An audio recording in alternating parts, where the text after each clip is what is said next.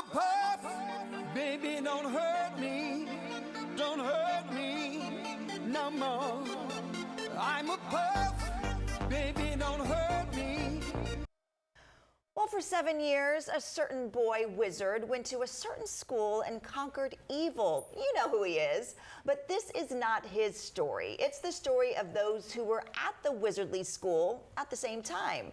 And here to tell us more about Puffs are actors Cameron and Caroline. So welcome to the show. So great to have you here. Thank you so much. Thanks for having us. So this is such a fun show coming to the Straz. It's about, it's a parody of Harry Potter, but it's really about the students that were there at the same time. So can you tell me a little bit more in your own words what it's about? Right, so it's about the Puffs, who, you know, people that are familiar with the source material will know who we're talking about. Right. And they are kind of the losers of the school, but they were there through all of Harry's adventures and misadventures and kind of got to have a different lens on the story of the 7 years than he did. And this is really funny, right? I haven't seen it, but from the few like pictures that I see, it's supposed to be really funny, right? Yes, it's very funny. It's a lot of fun. We're a company of 11 actors, and we all play a handful of 4 to 5 characters each. So it's very quick, it's very fun. There's a lot of opening doors, closing doors, putting on one wig, putting on another one, quick prop changes. It's very fast, very quick, and just a lot of laughs. So does it take you through the entire 7 years, or what's the time frame that we're talking about? Oh yeah, we're going through the whole 7 years in 110-ish minutes.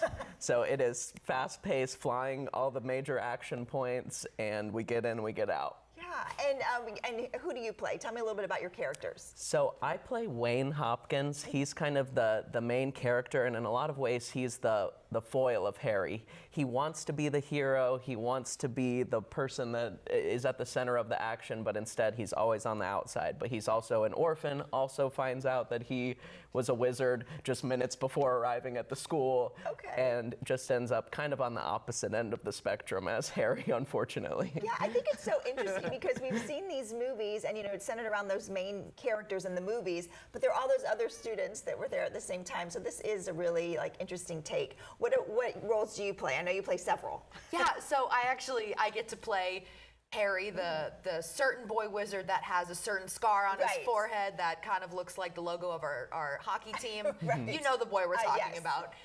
So I get to play him. I get to play 2 of his friends in that iconic trio. I also get to play Moaning Myrtle, the ghost that you see in the bathroom, I believe in the 4th movie, the 4th book, and a handful of others. It's a lot of fun. Yeah, and so it's playing at the Straz.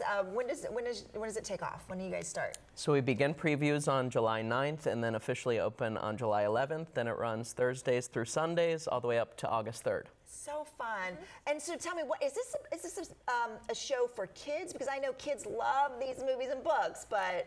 Right. So although it is a children's series, technically, I would say that our show is probably a PG-13 plus. Okay, good to know. The original off-Broadway production is available online, so if parents are curious to see if it's right for their children or their family, I would recommend doing a little research and making sure it's right for you before you decide to come. Right. That makes a lot of sense. JobSite doesn't like to tell parents what to do, but we do say that kids might learn some new curses. Okay, all right, I love it. Curses, I like that. And not the spell kind. Right. Yeah.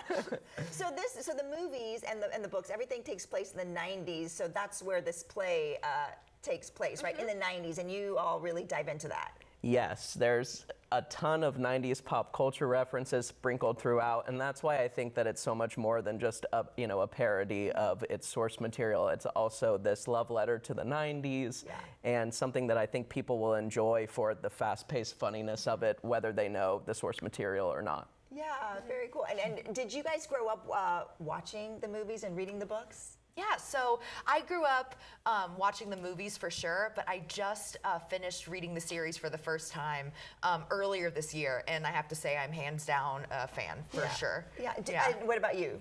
Oh, I've probably read all the books 3 times and Yeah. used to watch the movies as they came out. So this is definitely a dream come true to live in a world that's tangentially related. Yeah. Right. Now, do you think you have to have watched the movies or read the books to really enjoy this show or to get the most out of it? I think to get the most out of the show, absolutely. But no, you don't have to be familiar with it at all. The story stands on its own, and it is very warm, fun for everyone.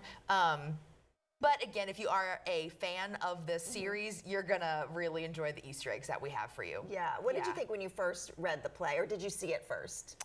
I read the play when we went to the audition. It was almost a year ago now at this Right. point. Wow, yeah. And it's so wild because it's so fast and funny, and it's hard to kind of imagine that just from the page. And so Right. getting into rehearsal with the other actors really helped bring it to life for me, and we're having a great time. Well, that's exciting. Well, it sounds like an amazing show. Thanks for coming on and telling us about it. Yeah, thank you for having us. Thank you. Of course, yeah. And so if you want to find tickets and more information about the show, you can visit the website you see right there, jobsitetheater.org.